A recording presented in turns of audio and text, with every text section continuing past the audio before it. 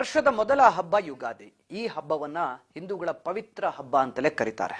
ಹೊಸ ಚಿಗುರು, ಹೊಸ ಹರ್ಷ.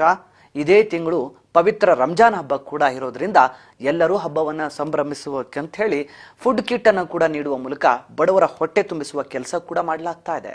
ಅಷ್ಟಕ್ಕೂ ಪ್ರತಿ ಹಬ್ಬದ ಸಮಯದಲ್ಲೂ ಬಡವರಿಗೆ ಆಹಾರ ಕಿಟ್ ನೀಡಿ ಮಾನವೀಯತೆ ಮೆರಿತಾ ಇರುವಂತ ಆ ಸಮಾಜ ಸುಧಾರಕ ಯಾರು, ಇದು ಎಲ್ಲಿದೆ, ಈ ಕುರಿತಾದ ಸಮಾಜ ಸೇವೆ ಹೇಗೆ ನಡೀತಾ ಇದೆ, ಈ ಕುರಿತಾದ ಕಂಪ್ಲೀಟ್ ರಿಪೋರ್ಟ್ ಇಲ್ಲಿದೆ.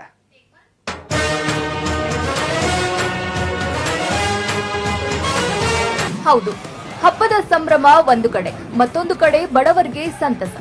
ಯಾಕಂದ್ರೆ ಹಬ್ಬದ ದಿನದಲ್ಲಿ ಎಷ್ಟೋ ಬಡ ಕುಟುಂಬಗಳಿಗೆ ಬಡತನದ ಹಿನ್ನೆಲೆ ಹಬ್ಬವನ್ನ ಆಚರಣೆ ಮಾಡಲಾಗುವುದಿಲ್ಲ. ಇವರ ಸಮಾಜ ಸೇವೆ ಇವತ್ತು ನಿನ್ನೆಯದಲ್ಲ. ಸುಮಾರು 20 ವರ್ಷಗಳಿಂದಲೂ ಇದೇ ಕಾರ್ಯವನ್ನು ಮಾಡಿಕೊಂಡು ಬರುತ್ತಿದ್ದಾರೆ.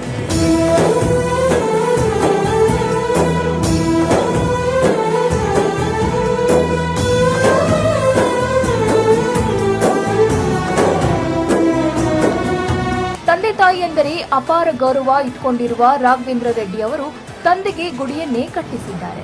ಇವರ ತಾತ ಮುತ್ತಾತರ ಕಾಲದಿಂದಲೂ ಸಮಾಜ ಸೇವೆಯಲ್ಲಿ ಗುರುತಿಸಿಕೊಂಡು ಯಾವ ಸ್ಥಾನಕ್ಕೂ ಆಸೆ ಪಡದೆ ಜನ ಸೇವೆಯೇ ಜನಾರ್ದನ ಸೇವೆ ಎಂದುಕೊಂಡು ತಮ್ಮ ಸೇವೆಯನ್ನು ಮುಂದುವರಿಸಿಕೊಂಡು ಬರುತ್ತಿದ್ದಾರೆ.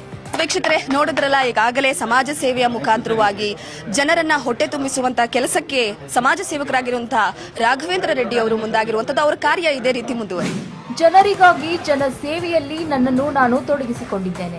ಯಾವುದೇ ಅಧಿಕಾರದ ಆಕಾಂಕ್ಷಿ ನಾನಲ್ಲ ಎನ್ನುವ ಮೂಲಕ ತಮ್ಮ ಸಮಾಜ ಸೇವೆಯ ಬಗ್ಗೆ ರಾಘವೇಂದ್ರ ರೆಡ್ಡಿ ಅವರು ತಿಳಿಸಿದ್ದು ಹೀಗೆ. ಸರ್, ಯುಗಾದಿ ಹಬ್ಬದ ಶುಭಾಶಯಗಳು. ಸರ್, ಪ್ರಮುಖವಾಗಿ ಪ್ರತಿ ಬಾರಿ ಕೂಡ ಯಾವುದೇ ಹಬ್ಬ ಸಮಾರಂಭ ಇರಲಿ, ನಿಮ್ಮ ಸುತ್ತಮುತ್ತಲಿರುವಂತಹ ಜನರೆಲ್ಲರೂ ಕೂಡ ಹೊಟ್ಟೆ ತುಂಬಾ ಊಟ ಮಾಡಿ ಸಂಭ್ರಮದಿಂದ ಹಬ್ಬ ಆಚರಿಸಲಿ ಅಂತ ಅನ್ಕೊಳ್ತೀರಾ. ಸೊ ಈ ಬಾರಿಯ ಯುಗಾದಿ ಹಬ್ಬ ಹಾಗೆ ರಂಜಾನ್ ಹಬ್ಬದ ವಿಶೇಷತೆ ಏನೇನಿದೆ ಸರ್? ಅಲ್ಲ, ತಾವು ಹೇಳ್ದಂಗೆ ನಮ್ಮ ಹಿಂದೂ ಪಂಚಾಂಗ ಪ್ರಕಾರ ಇದು ನಮ್ಮ ವರ್ಷದ ನಮ್ಮ ಹಿಂದೂಗಳಿಗೆ ಮೊದಲನೇ ಹಬ್ಬ.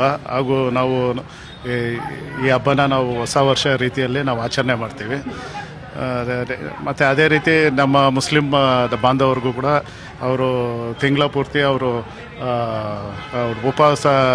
ಉಪವಾಸ ಆಚರಣೆ ಮಾಡಿ ಮತ್ತು ನಾಳಿದ್ದು ಅವರು ರಂಜಾನ್ ಮುಖಾಂತರ ಅವರು ಉಪವಾಸನ ಅಂತ್ಯಗೊಳಿಸಿ ಮತ್ತು ಹಬ್ಬವನ್ನು ಆಚರಿಸ್ತಾರೆ. ಆದ್ದರಿಂದ ನಾವು ಅವರಲ್ಲಿ ನಾವು ಒಂದು ಅವ್ರ ಮನೆ ಸದಸ್ಯರಾಗಿ ಅವ್ರ ಹಬ್ಬದಲ್ಲಿ ನಾವು ಒಂದು ಭಾಗವಹಿಸೋಣ. ಯಾಕಂದರೆ ಈಗಿನ ಕಾಲದಲ್ಲಿ ಬೆಲೆ ಏರಿಕೆ ಇನ್ನೊಂದು ಮತ್ತೊಂದು ಎಲ್ಲ ಇರುತ್ತೆ.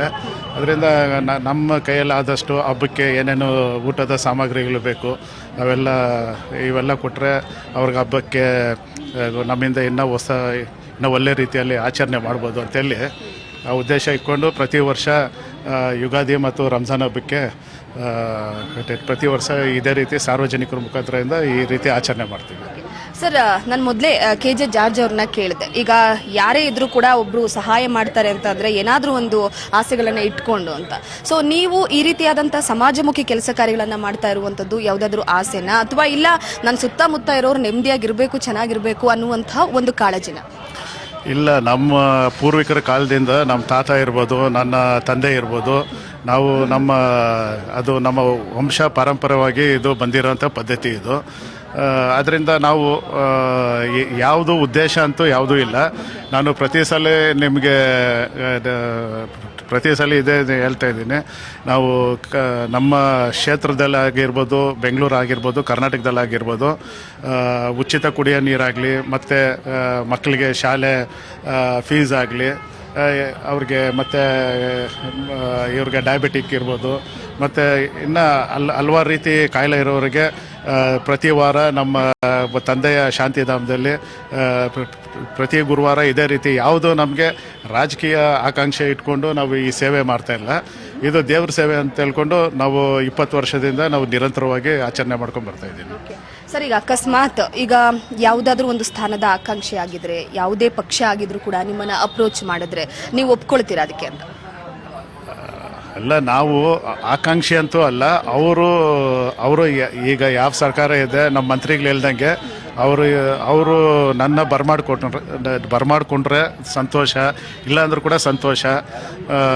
ಅವ್ರ ಜೊತೆಯಲ್ಲಿ ಸೇವೆ ಮಾಡಬೇಕಂತ ನಮಗೂ ಆಸೆ ಇದೆ. ಅದರಿಂದ ಇನ್ನೂ ಅತಿ ಹೆಚ್ಚಾಗಿ ಜನಸೇವೆ ಮಾಡ್ಬೋದು ಅಂತ ನಮಗೂ ಆಸೆ ಇದೆ. ಮತ್ತು ನಂದು ಒಬ್ಬಂದೇ ಅಲ್ಲ, ಮತ್ತು ನಮ್ಮ ಸಾರ್ವಜನಿಕರು ಕೂಡ ಯಾವುದನ್ನ ಒಂದು ಪೊಸಿಷನಲ್ಲಿ ನೀವು ಇದ್ದರೆ ಸರ್ಕಾರದಿಂದ ಏನೇನು ಆಗಬೇಕಾಗಿರೋಂಥ ಕೆಲಸಗಳು ಇವಾಗ ನನ್ನ ಕೈಯಲ್ಲಿ ಆದಷ್ಟು ನಾನು ಏನು ಬೇಕೋ ಎಲ್ಲ ಸಹಾಯ ಮಾಡ್ಬೋದು.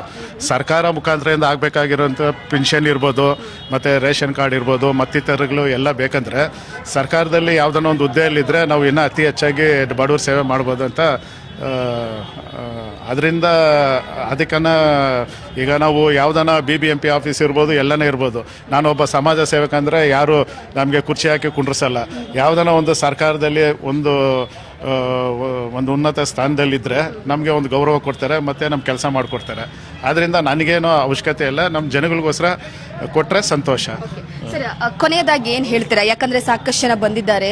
ಯಾವುದೇ ನೀವು ಕಾರ್ಯಕ್ರಮ ಮಾಡ್ತೀನಿ ಅಂದ್ರೂ ಕೂಡ ನಿಮ್ಮ ಸುತ್ತಮುತ್ತ ಜನರು ಇರ್ತಾರೆ. ಅದರ ಜೊತೆಗೆ ಪ್ರತಿ ಬಾರಿಯೂ ಹಬ್ಬ ಹರಿದಿನ ಬರಲಿ, ಯಾವುದೇ ಇರಲಿ, ಅವರಿಗೆ ಅವರ ಹೊಟ್ಟೆ ತುಂಬಿಸುವಂತ ಕೆಲಸವನ್ನ ಮಾಡುತ್ತಿದ್ದೀರಾ. ಕೊನೆಯದಾಗಿ ಏನು ಹೇಳ್ತೀರಾ ಸರ್?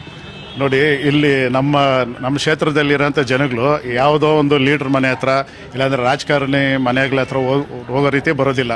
ಅವರು ನಮ್ಮ ಅಣ್ಣನ ಮನೆ ಅಂತ ಹೇಳ್ಬಿಟ್ಟು ಪ್ರತಿ ವರ್ಷ ಅಕ್ಕ ತಂಗಿಯರಿಗೆ ಯಾವ ರೀತಿ ಬಾಗಿನ ಕೊಡ್ತಾರೆ ಆ ರೀತಿ ಅವರು ಪ್ರತಿ ವರ್ಷ ಇಲ್ಲಿ ನಮ್ಮ ಮನೆ ಮುಂದೆ 3 ಸರಿ ಈ ರೀತಿ ಆಚರಣೆ ಆಗುತ್ತೆ. ಅವರು ನಮ್ಮ ಅಕ್ಕ ತಂಗಿಯರ ರೀತಿಯಲ್ಲಿ ಬಂದು ಬಾಗಿನ ನಾವು ಯಾವ ರೀತಿ ನಮ್ಮ ಸ್ವಂತ ಅಕ್ಕ ತಂಗಿಯರಿಗೆ ನಾವು ಅರ್ಪಣೆ ಮಾಡ್ತೀವಿ, ಆ ರೀತಿ ಅವ್ರ ಸ್ವಂತ ಮನೆ ಅವ್ರ ತಾಯಿ ಮನೆಗೆ ಬಂದಂಗೆ ಬರ್ತಾರೆ.